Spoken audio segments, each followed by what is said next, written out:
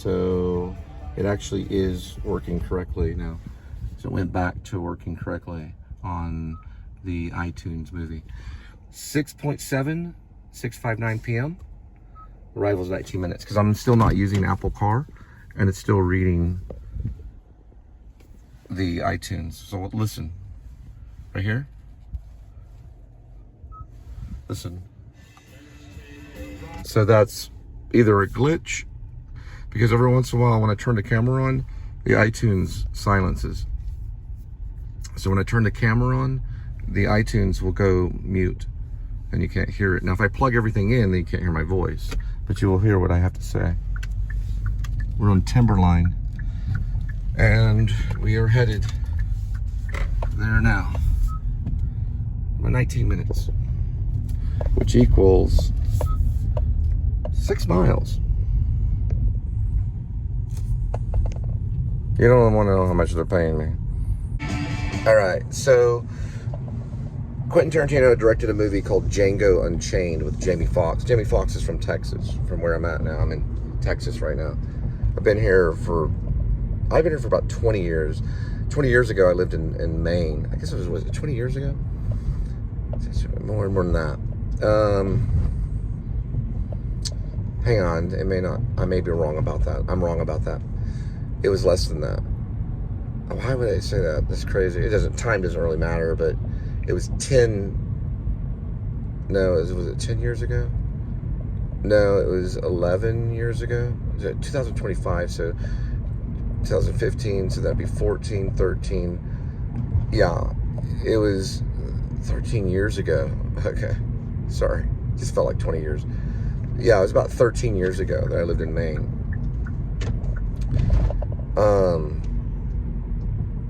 And I came back to Texas. No, I just threw that in there.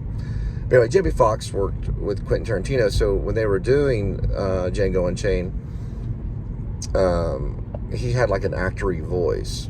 Not Quentin, but Jamie Foxx, supposedly. This is what Jamie Foxx said in an interview. He was kind of talking like this old school slave voice or something, he said. So Quentin kind of got on to him a little bit and said, hey man, listen, this guy didn't have a Land Rover. He didn't show up on set with a Land Rover, you know. He didn't have a trailer makeup room and a person styling his hair. It was, you know, he's a real slave, you know. So he had a talk with him for a minute. And that's kind of what a boss does, you know. They'll set you aside and kind of talk to you. So a director can do that because they have a vision. And they have to stay on top of it. I was watching Stanley Kubrick work on The Shining. Man, he was quite the boss. He was sitting there, Stanley Kubrick in The Shining was telling Shelley Duvall, like he was, Shelley, you know, when you do that, when you jerk like that, when you jerk, it's really phony. It's really phony. And Shelley was in tears in all these scenes. And Nicholson was yelling at her, you know, give me the bat, Wendy, you know, and she was jerking back. And Kubrick thought it looked fake. And he says, you know, it was his vision, is what Kubrick was what Kubrick wanted to see. It wasn't what Jack Nicholson wanted to see, and it wasn't what Shelley Duvall wanted to see. It was what Kubrick wanted to see. So, hey, you know what? What Shelley Duvall was doing may have been real. I took some photographs of this area when I was in high school. A friend of mine, well, he was like a quick friend. He was like one of those acquaintances that you make friends with for like maybe a couple of months, and then you never see them again. Well, we drove out here and we did a whole photograph session of still photos of this dam right here. And we did one where we took our Doc Martens and we're about to cross this dam, and we threw the Doc Martens down the dam, you know, we put them back on later, but we just threw them down where the concrete was and took photos of the shoes on the dam and stuff. It was kind of art photos. But anyway, what I was going back with Shelley Duvall is that it may have been real. That may have been real, right? That was probably real. But that's not what Kubrick wanted to see. That wasn't his reality. He was trying to create his own world. So the director, when he goes in and he starts to direct, he creates his own world. So who's more powerful, the writer or the director? The more powerful one is the writer. Because the writer envisioned it first with words and used words only. That's what makes him a writer. A writer used words. A director uses the film camera, the actors, but the one that has the power is the writer. Because after all, the movie was called The Shining, and that was written by Stephen King. And Stephen King kind of liked it. He thought that Jack Nicholson's performance was good, and he liked aspects of it. He thought some of it was dynamite. But then there was other parts of it that he felt, he described it as Stanley Kubrick throwing himself on a grenade that he made. So he threw the grenade, and then Stanley Kubrick jumped on the grenade for him. That's what he felt. So he was kind of criticizing it. I think he did like the television version, which I don't like. I don't like the Shining television version, which sticks more to the book. I think the writer can overwrite. So let's say if I sell Rib or Dog Night Out, Shepherds of Alaska, it's going to be a long book, about 100 chapters. And let's say the director, let's say they don't let me direct it, but they want to buy it.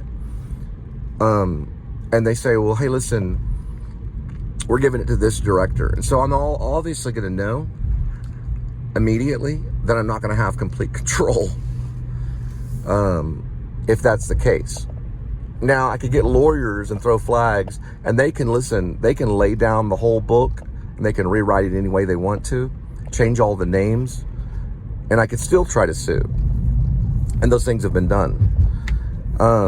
Because I did it with Flywheel. I changed it to Sparkplug or Flex Plate.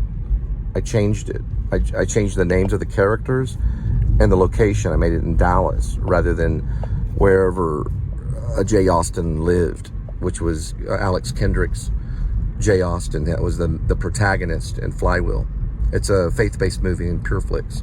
It's also on other platforms. You can buy it off Amazon and stuff. I changed it. I changed the names. So Jay Austen was John Daly in my version. I rewrote it.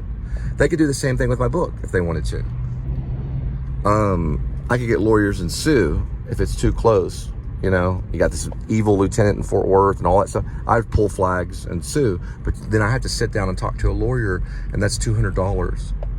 And a poor person like me, you think if someone ripped off J.K. Rowling, is that her name? J.K. Rowling or whatever her name is, the one that did, she's one of the most profitable writers in the world. She did Harry Potter. She's like worth $1 billion, I think. I may be wrong about that. I think she might be. I know Patterson's worth 700 million. I think she's worth $1 billion. J.K. Rowling, if someone changed it instead of calling it Harry Potter, called it Perry Sauter, but it was still a sorcerer in the same area of England or the United Kingdom that she was writing, she could probably get lawyers and sue. Just like the twins did with Facebook, and they sued Mark Zuckerberg for $25 million. But it's a lot of work, you know. 100 chapters, which could equal 1,000 pages, is a lot of work. It's like someone that tried to rip off The Stand, you know. It's going to be a big book, guys. It's already at 120 pages, maybe going on 200 pages right now. If you followed it on Facebook, it's there. It posts randomly, sometimes 3 or 4 times in a day, because I do updates. Whenever I do a chapter, I look at everything, and I may change something, and I do an update time. So I do the date of the update. So the update, the time that it posts. So you'll get the day, the month, and all of that stuff, and the time that it posts, because I'm trying to exact it perfect. And that last one, that's meaning the last one of that chapter that finalizes and is set on Facebook for quite a bit of time, is the updated version. It'll go into a category, because you can save on categories on Facebook. You can file things right. Facebook was, I think, created to create books, and you can just file away in a category. After all, there is book in Facebook, and he went to Harvard, so literature is involved somewhere on Facebook. So it's going to be a big book. And I could sit there and probably just tap on each chapter that I know that would be approved to a certain degree on my categories and just lay it all out. But I'm doing more than that. So it's all stored in notes. And I have one long thread, just one long thread. There's only one version of Rib or Dog Night Out - Shepherds of Alaska. There's one version that I have on my phone, which is right here. okay? And it goes into notes, into a file under novels.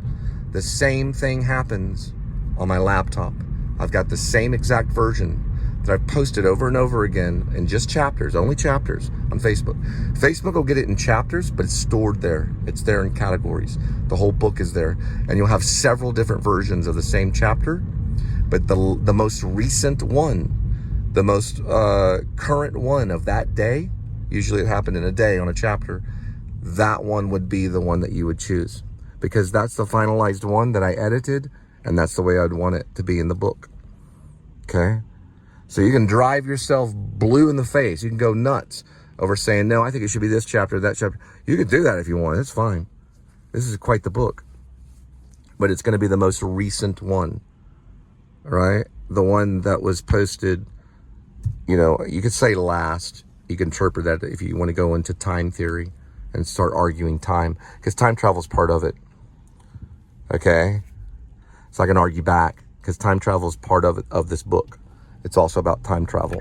These guys are time travelers, and later in the series. So it's going to switch over to sci-fi after the revolution. Okay, it basically, in Rib, there is a uprising, a revolution that happens within the country. A reordering, a restructuring. What happens in one night, you'll have to find out. It all happens in one night. But eventually it leads to time travel, and it ends in this particular series with Shepherds of Alaska with the submarine going under the ice. All right, guys, I'm going to show you the Koreans are off. If it'll allow me to. See where the flag is? The address is actually 52. And this says 54. So it's 52, blah, blah. That's 54, blah, blah. They're off. They think it's right here. So they're going to have to send a weather balloon and spy on us to make, you know, or something. They're going to have to do something to make this better. Or they're going to have to watch a show so they can get the addresses better or something. Because this is a Korean-made car. It should know where 52 is. It's sold to Americans. Its responsibility is to somebody in the Kia company is going to have to revamp these. These are off. 52's down here, and Google Maps knows it. So Google Maps is winning. Whatever this is called for Korea, they're off. That's why I say the Koreans are off. Here we're at 52, somewhere around here. I don't know, or to see how much cattle we have. All right.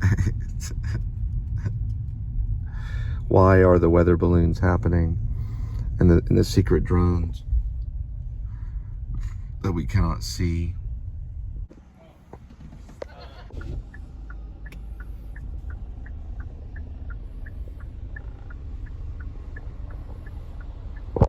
All right, guys, we're going to the Guitar Center. Now, if you're a musician, especially a guitarist, this is a time where you can study sound, right? So we have our practice guitars at home.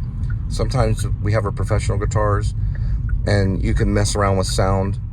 But you go to the Guitar Center, you can big time mess around with sound. You can do it on the keyboards, you can do it on the drums, you can do it on a bass. I've played bass guitars here I played the bass guitar for so long that the guy that was in this one, it was another Guitar Center. I think it was like I don't remember where it was. It wasn't this one though. It was the one that was like somewhere on the other side of Fort Worth going towards the Texas Motor Speedway. Regardless, he went over there and pulled the plug on me. Because I played the bass for like, I don't know, hour or two. Just listening to the sound of it, right?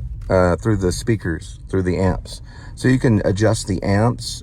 There's all these different pedals. But I want to say something about pedals, okay? And I saw a great interview with Beato. What's his name? Rick Beato. I think he goes Rick Beato. But anyway, you know who he is. He's the most popular teacher when it comes to not only guitar, but all the instruments. And developing a band and sound. He interviewed the two left remaining members of the Doors, Kruger and the drummer. You know his name, all right? Names aren't everything. But regardless, the drummer and the guitar player of the Doors, Talking like Jim Morrison. If Jim Morrison was there, he'd have been there, but he's passed away. So is the keyboardist, whoever his name is. Names aren't everything, but you know their names. Okay, because you're like a Doors fan, all right? So he interviewed them, and he found out that they only had 2 pedals for the guitar. There was only 2 distinct. There was like a fuzz pedal and some other type of pedal. They didn't have all this stuff that we have today, computers and all this digitized stuff. They laid everything on tracks. It was like a 4-track and then like a 8-track. When they had the 8-track, they thought, wow, we're in heaven. They would lay the 4-track and they'd put the vocals in the center. So the guitar would be on one track, the drums would be on another track, say another guitar would be on a track, and the keyboards would be on the track. And Jim Morrison would be like in the center of the track. I don't know how he described that, but that's how I heard it. And I guess everyone had their own track. But when they had 8 tracks, they were like, well, what do we do now? Because they didn't have 8 members in the band. We have it very lucky. We have an infinite amount of tracks that we can use. All right, so we have keyboards, DJ, lighting, recording, drums, live sound, Guitar Center. There's Jacob Dylan. I don't like his song, One Headlight. I think it's cursed. There is Eric Clapton. Can't really see him. His face is shielded. He's in the window. It's a photo of him, okay? It's not really Eric Clapton, but it is really him, but it's just a photo of the real Eric Clapton, probably at a Guitar Center. Then we got the guy that was on, one of the judges on The Voice. Don't know who he is. And then over here, drummer for the Foo Fighters. Hawkins is his name. Died of drugs. So we've got keyboards, DJ, lighting, recording, drums, and live sound in the Guitar Center. And they've got like a way to explore sound. They even have rooms you can rent for $10, which I've done a few times. I may do a corkboard posting eventually. I'm just kind of, I don't know if I'm in the right time to do it, but I wanted to get a band together to re-record the Joy Division song In a Lonely Place. But I would need a guitar player, I need a bass player, I need a guy that would sound like Ian Curtis, and I need a drummer. So I would just direct it and make sure that it sounds like an exact recording. And I thought about leaving maybe to see if they'd give me a piece of paper and I'd write it down and put my information, see if someone would get in touch with my email.